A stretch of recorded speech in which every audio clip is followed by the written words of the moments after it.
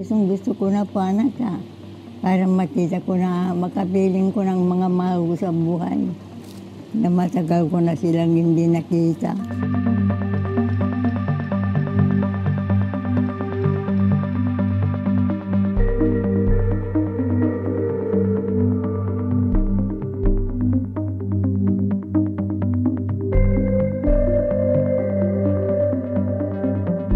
Dadasal po kami lahat talaga na sana sa ganitong mga edad po, sana mapalaya na po ng presidente natin.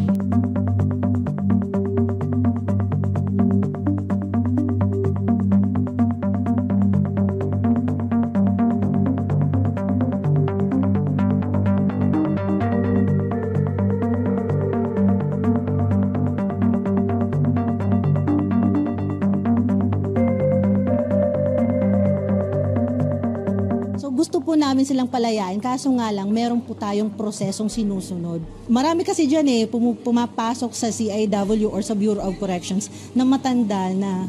Tapos yung penalty nila ay life, reclusion, tapos meron tayong heinous crime law. Hindi po talaga ganun kadali mag-process ng documents.